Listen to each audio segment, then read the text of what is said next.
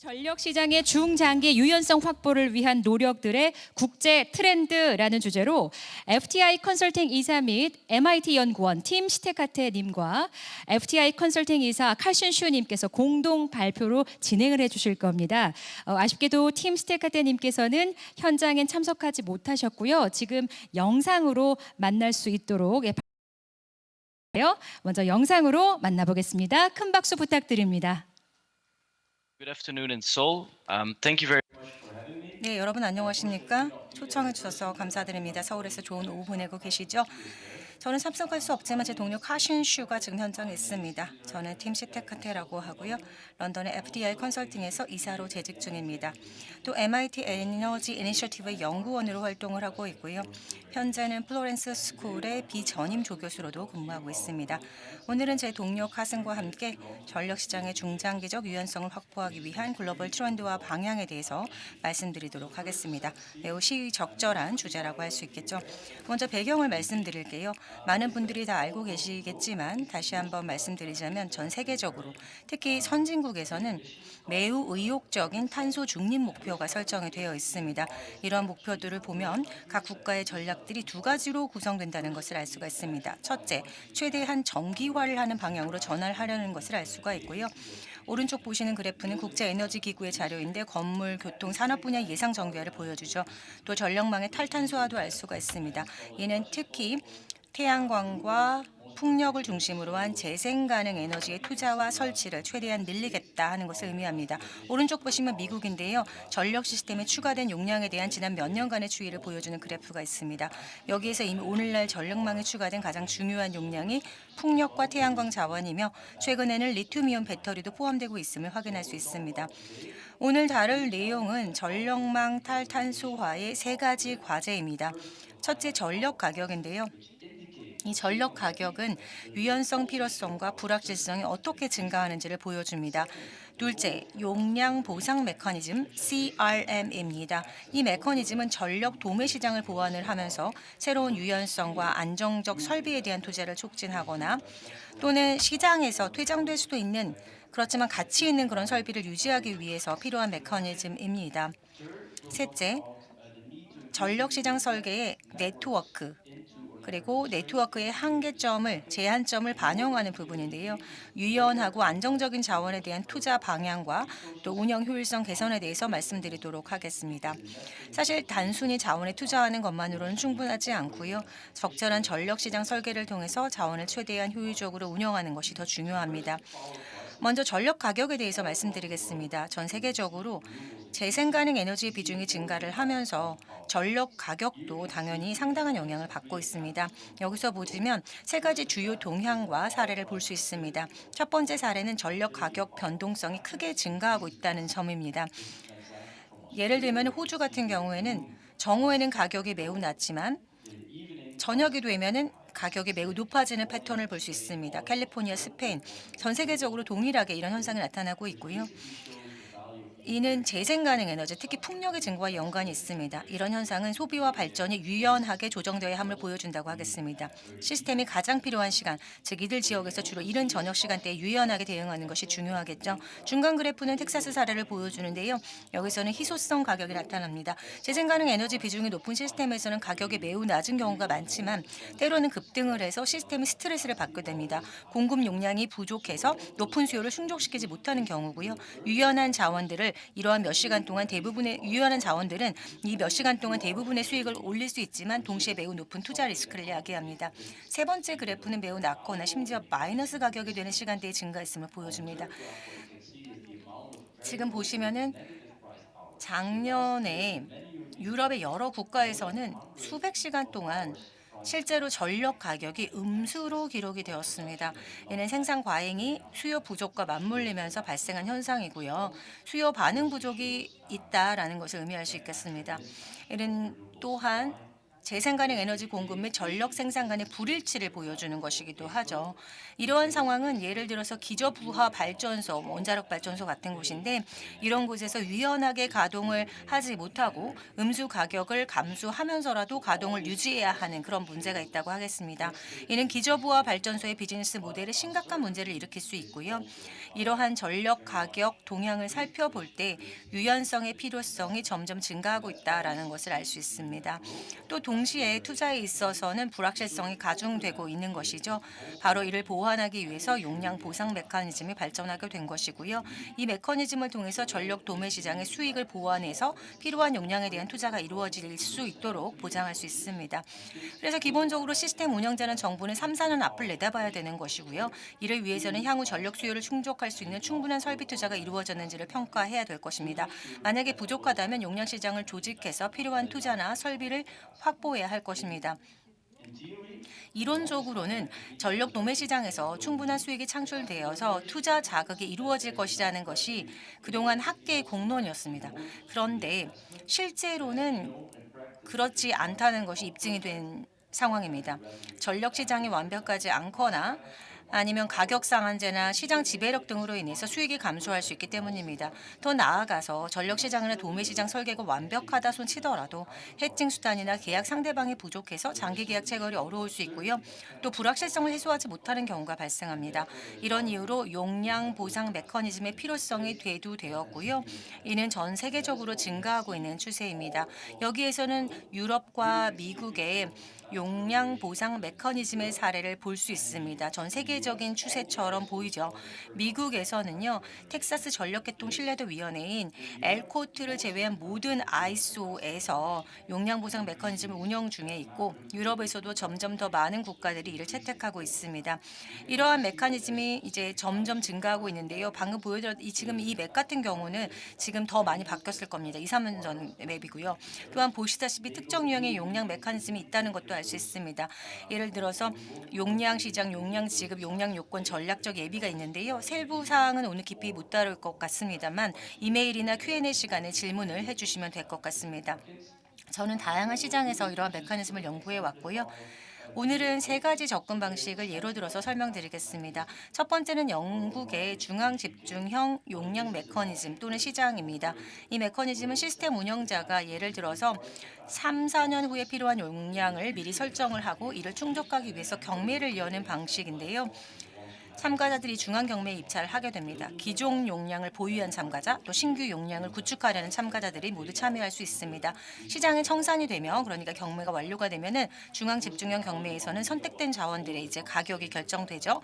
물론 1메가와트의 태양광과 1메가와트의 가스의 가치가 동일하지는 않기 때문에 이를 고려한 평가 기준이 적용이 됩니다. 이 방식의 장점은요, 경쟁이 활발하고 또 투명성이 높다는 점이겠죠.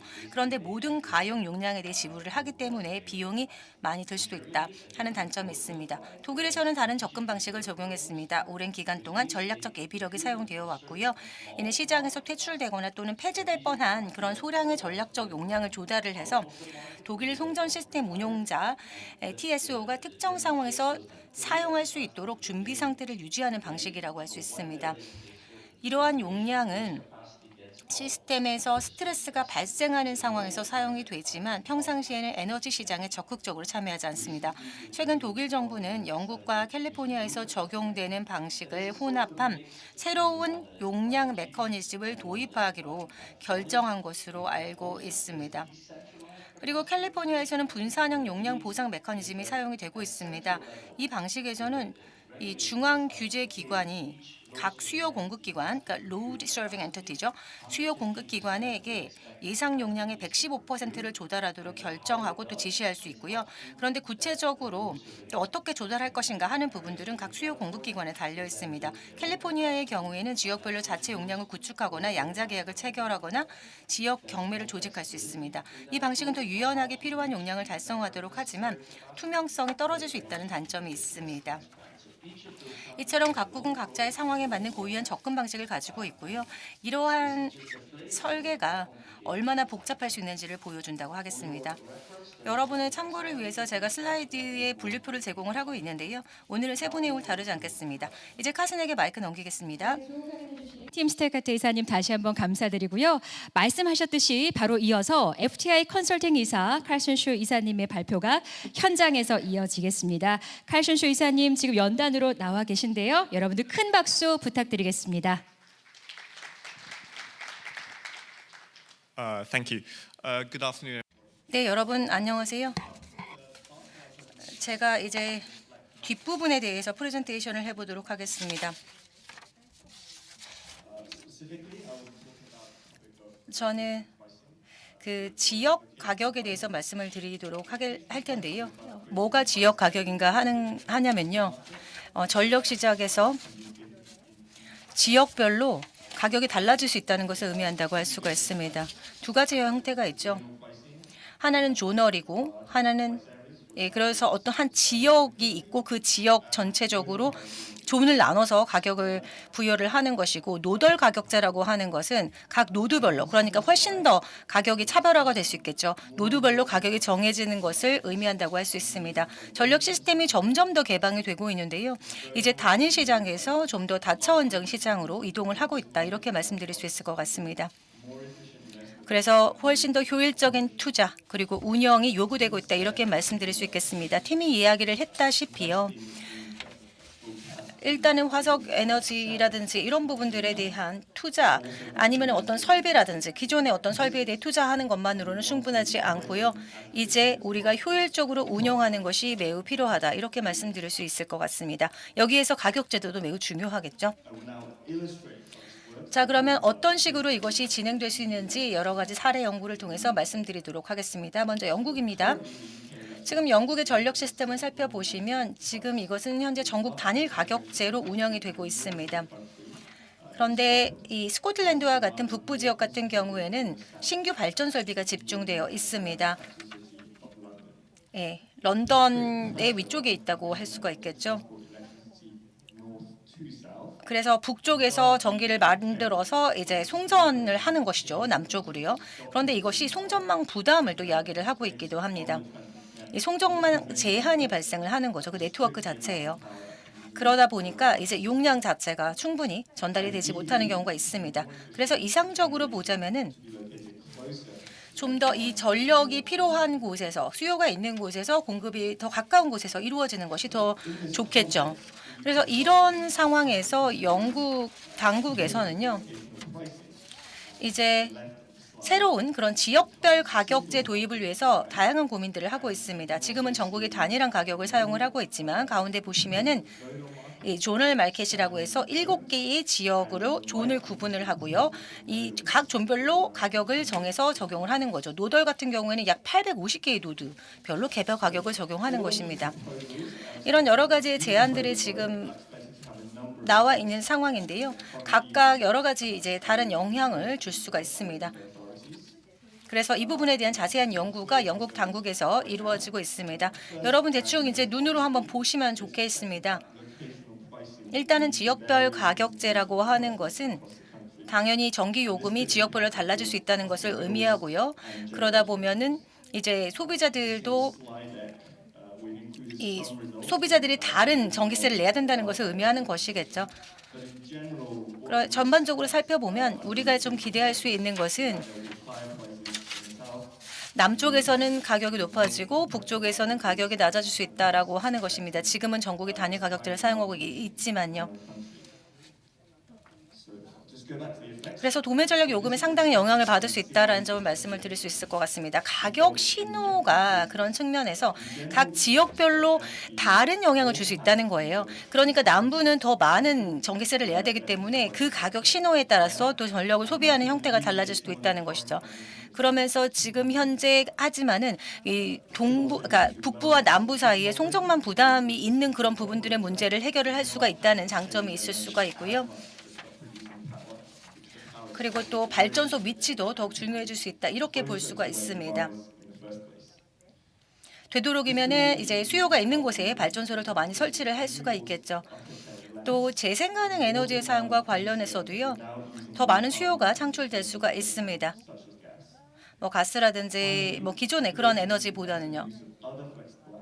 그리고 또 다른 여러 가지 유형의 유연성 자원에 대한 고민이 심화될 수가 있습니다. 몇 가지만 예를 들어서 말씀을 드리면요. 이러한 지역별 가격제 같은 경우는 이참 배터리라든지 그래서 뭐 충전이라든지 방전을 개선시키는 그런 저장 체계가 필요한 그런 상황이 될 수가 있고요. 그리고 또 관련된 여러 가지의 투자가 이루어질 수가 있습니다.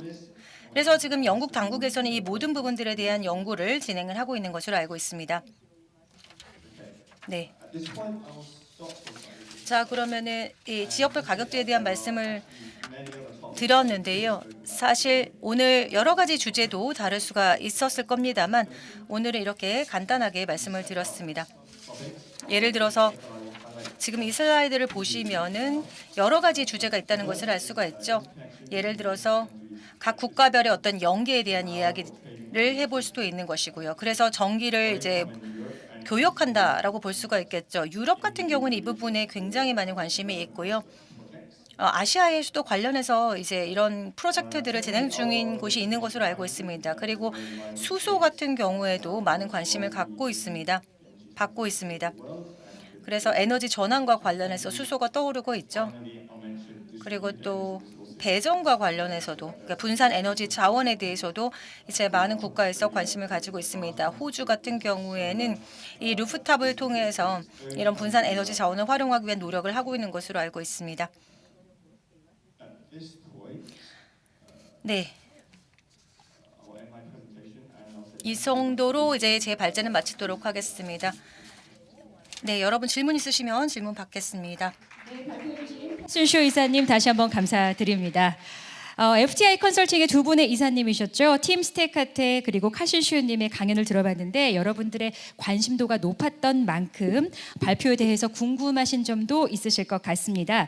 질의응답은 발표해 주신 순서대로 팀 스테카테 이사님 그리고 카슨슈 이사님 순서대로 진행을 해보도록 하겠습니다.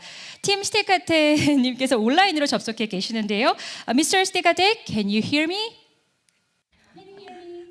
시테카테님, 제 목소리 들리시나요? 네, 들립니다. 네, 초대해 주셔서 감사드리고요. 시면 손을 들어주세요. 저희가 마이크를 전달해서 직접 질문해 보실 수 있는 기회를 드리도록 하겠습니다. 팀 스테카테 이사님의 발표에 대해서 궁금한 점 있으신가요? 없으실까요? 넘어갈까요? 네, 여러분 혹시 동시 통역이 되고 있으니까요. 걱정하지 마시고 궁금한 점이 있으시다면 바로 질문해 주셔도 좋습니다. 네, 동시 통역이 지원되고 있습니다. 지금 줌으로 함께 하고 계신 팀 스테카테 이사님께 발표하실 분 계신가요? 저기 끝에 손을 번쩍 들어주셨는데요. 좋습니다. 저희가 마이크를 얼른 전달해 드리도록 하겠습니다.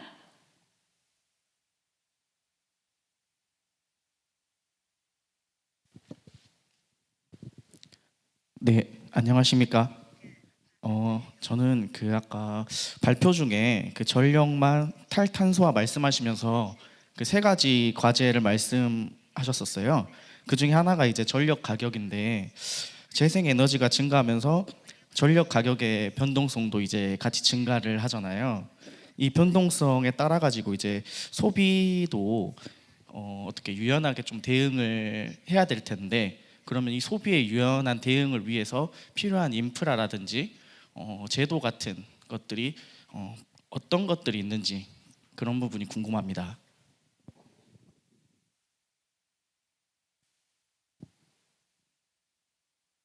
Yes. 네, 감사합니다. 질문 감사드립니다. 네, 잘 들리시죠? 우선 첫 번째로 일단은 좀 수요가 좀 더 적응을 할 수 있도록 하기 위해서는 물론 정책이 필요할 텐데 계약 시장이라든지 이런 부분도 필요할 수 있을 것 같습니다. 그렇게 해서 이제 변동성 부분들을 좀 잡을 필요가 있을 것 같고요. 지금 현재 이러한 뭐 노르웨이라든지 덴마크와 같은 그런 북유럽 지역에서는요. 지금 이러한 가격 변동성 때문에 가격의 계약 제도에 대해서 생각을 하고 있습니다. 거의 18에서 19% 정도의 소비자들이 이러한 부분들에 지금 참여를 하고 있고요. 또 뭐 다른 그런 유사한 사례들이 이런 국가들에서 많이 발견되고 있습니다. 이러한 소비자들이 좀 더 가격 변동성에 반응할 수 있고 또 적응할 수 있도록 하는 노력들이 있습니다. 그리고 어떤 경우에는 가격이 충분히 세분화되지 않는 경우가 있거든요. 그래서 가격을 세분화할 필요도 있을 거라고 생각합니다. 그리고 이러한 가격 변동성 같은 경우에는 이것이 소비자에게 악영향을 미치는 경우가 있을 수 있죠. 예를 들어 텍사스 같은 경우에 그 좋은 예가 될 수 있습니다. 어떤 경우에는 가격이 굉장히 올라가거나 아니면 그 올라간 가격이 너무 오랫동안 유지가 되는 그런 경우가 있는 거죠. 특히 이제 뭐 2021년도에 2월 같은 경우에는 이런 가격의 변동이라든지 또는 가격 책정 자체가 어려운 그런 상황들이 있기도 했었습니다. 뭐 가스 가격이 갑자기 급등하는 그런 경우도 있고 그것이 어떤 정치적인 영향 때문이기도 했었죠. 그렇기 때문에 이러한 변동적인 가격 신호가 있는 경우에는 이 부분에 대해서 정책적으로 뭔가 개입을 해 들어가면서 계약을 한다라든지 이렇게 할 수 있을 것 같고요. 뭐 여러 가지 해칭이라든지 아니면은 보험 제도들을 활용을 해볼 수도 있겠다라는 생각이 듭니다. 관련해서 여러 가지의 노력과 작업들이 전 세계적으로 이루어지고 있다는 점도 말씀을 드리겠습니다. 유럽에서 그리고 미국에서 이런 좋은 사례들이 나오고 있습니다. 감사합니다. 네, 혹시 또 다른 질문 있으신 분 계신가요? 네, 여기 마이크 부탁드립니다. 네, 마이크를 전달해 주시고요.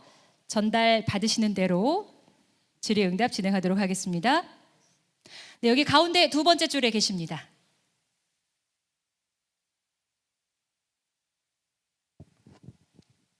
Hi, my name is Chip. 저는 십킴이라고 합니다. 저는 켄텍에서 왔고요. 팀과 칼슨에게 각각 한 가지씩 질문이 있습니다. 우선 팀에게 질문을 하면요. 지금 용량 보상 제도에 대한 관심이 점점 높아지고 있는 상황이고 또 많이 채택을 하려고 하고 있습니다. 현물 시장에서는 그것이 어떤 의미를 가지게 되는 걸까요? 자동적으로 이 스테이크 홀더 입장에서 뭔가 변화가 있는 걸까요? 각각 다른 가격들이 사용이 될 텐데 예를 들어서 용량과 관련된 정책에 대한 뭐 영향이라든지 뭐 이런 부분들도 있을 건데 일단 제 질문은 현물 시장에 대한 영향이라고 할 수가 있습니다. 네, 질문 감사드립니다. 제가 생각했을 때 용량 시장 같은 경우는 좀